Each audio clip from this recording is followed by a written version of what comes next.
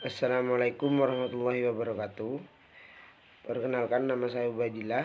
Saya akan menjelaskan tentang RPP yang telah saya buat tentang rangkaian arus bolak-balik. Yang pertama di sini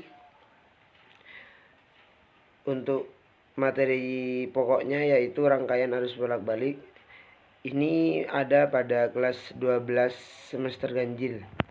Untuk pertemuannya alokasi waktu 12 jam pelajaran dengan ditempuh 3 kali pertemuan.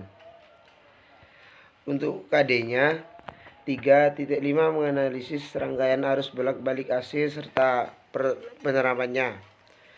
Selanjutnya KD yang selanjutnya 4.5 mempresentasikan prinsip kerja penerapan rangkaian arus bolak-balik dalam kehidupan sehari-hari. Tujuan dari pembelajaran ini, yang pertama, menjelaskan karakteristik dari arus bolak-balik dengan benar. Yang kedua, menjelaskan dengan tepat tegangan arus bolak-balik. Yang ketiga, menyebutkan dengan benar sumber arus bolak-balik. Yang keempat, mengemukakan hubungan antara tegangan pada resistor, kapasitor, dan juga induktor pada rangkaian seri RLC dengan tepat. 5. Menganalisis dengan tepat impedansi pada rangkaian seri RLC. Yang keenam, menjelaskan dengan tepat makna dari faktor daya pada rangkaian arus bolak-balik.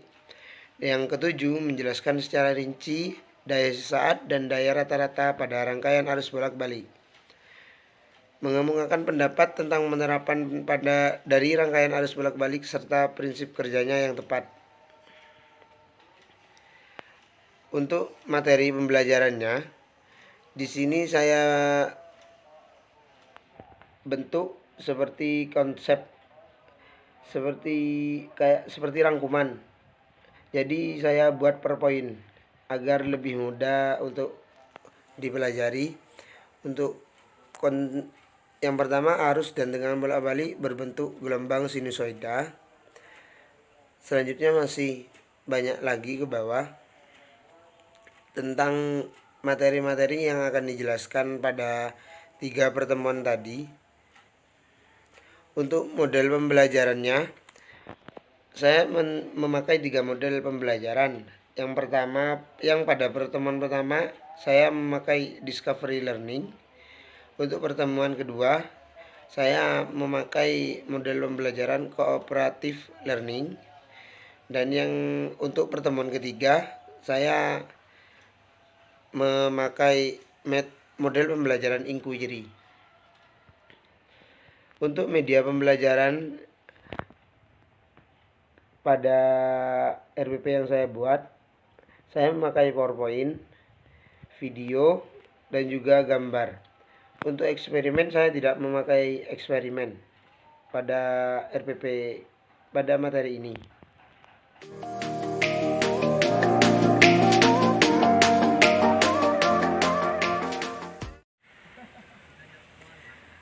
Baik, selanjutnya saya akan menjelaskan tentang kegiatan pembelajarannya.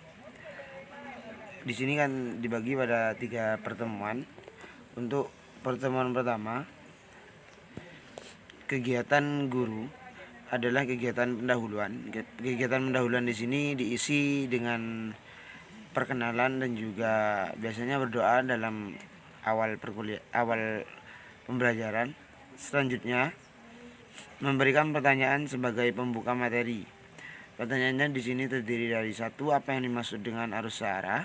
Yang kedua, alat apa saja yang menggunakan arus searah? Dan yang ketiga, sebutkan macam-macam sumber arus searah.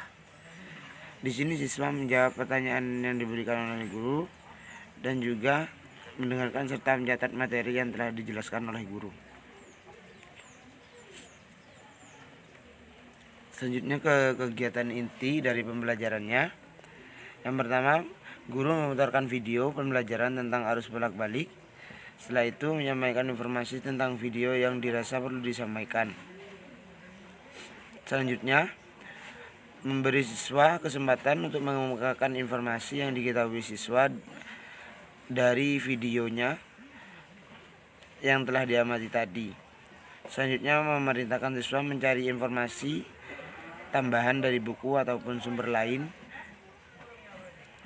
Lalu mendorong siswa untuk menganalisis dan mengkaji informasi yang didapat, lalu membandingkan dengan informasi yang didapatkan dari video. Selanjutnya, meminta beberapa siswa memberikan isi dari pemahaman mereka, memberikan kesimpulan inti dari materi yang telah diberikan sebagai penguatan. Selanjutnya, kegiatan penutup menyimpulkan materi bersama siswa dan memberikan evaluasi dalam bentuk latihan soal dan post-test, dan juga memberikan sebuah pengayaan dalam bentuk pekerjaan rumah. Pada pertemuan kedua,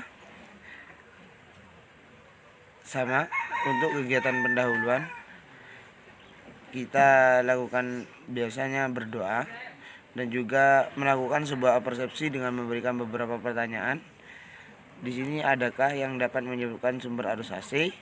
Dan pertanyaan kedua, siapa yang masih ingat kesimpulan pembelajaran sebelumnya? Setelah itu, memberikan motivasi untuk pembelajaran hari ini. Selanjutnya, untuk kegiatan pembelajaran intinya, yang pertama menampilkan gambar rangkaian arus bolak-balik dan juga memberikan informasi yang dirasa belum ada pada gambar. Selanjutnya, memberi kesempatan bagi siswa untuk bertanya mengenai gambar yang telah ditampilkan. Lalu, membentuk 5 kelompok untuk berdiskusi dan juga memberikan kesempatan siswa berdiskusi bersama kelompoknya. Menyuruh siswa mencari materi dari sumber buku atau internet, dan memberikan kesempatan siswa mempresentasikan hasil diskusinya dan membimbing kegiatan diskusi yang sedang berlangsung. Lalu, guru meminta setiap kelompok berpresentasi, dan yang terakhir memberi kesempatan kepada audien untuk menanggapi. Kegiatan penutup pada pertemuan kedua menyimpulkan materi pada pertemuan hari ini dan melakukan evaluasi berupa kuis menggunakan aplikasi Quizizz, dan juga memberikan tugas pengayaan berupa membuat paper singkat dari hasil diskusi setiap kelompok. Dan untuk pertemuan terakhir, kegiatan guru memberikan beberapa pertanyaan di awal pertemuan dan memberikan pertanyaannya terdiri dari bagaimana konsep dari rangkaian arus, sebuah contoh sumber arus, dan mungkin ada yang mau menyebutkan simpulan dari pertemuan yang lalu. Untuk kegiatan intinya memberikan informasi tentang penerapan rangkaian arus AC, lalu menyuruh siswa mencari informasi dari sumber-sumber lain.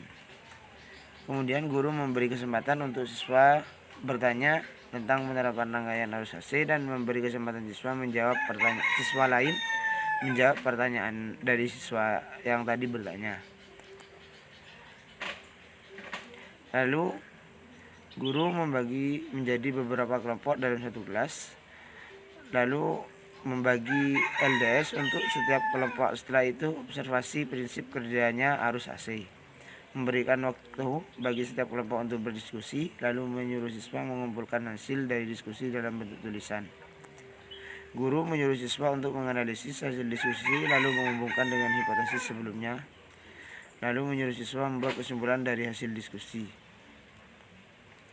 Untuk mengkomunikasikan, memberikan penjelasan yang benar mengenai materi yang dibahas siswa, lalu guru memberi kesempatan bertanya bagi siswa yang belum paham.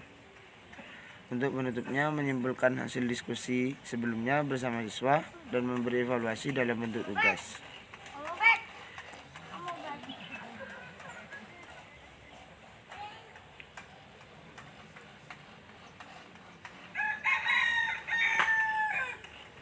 Selanjutnya, untuk lembar evaluasi, di sini terbagi dalam 3 aspek. Yang pertama, sikap, pengetahuan, dan juga keterampilan. Untuk teknik evaluasi dari sikap melalui teknik observasi untuk pengetahuan tes tertulis dan keterampilan untuk kerja melalui lembar observasi untuk kerja.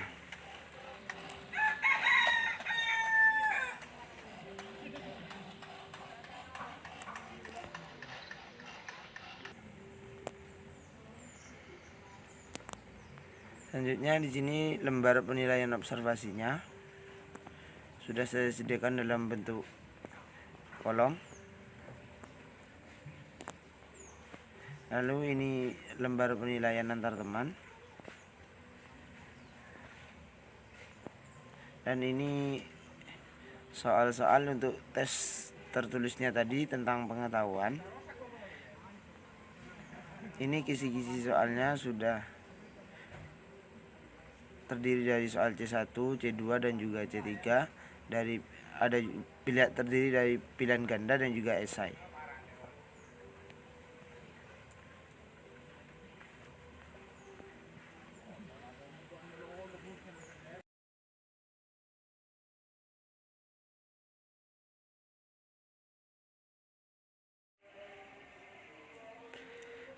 Baik, selanjutnya saya akan menjelaskan LKPD yang saya buat tentang arus bolak-balik.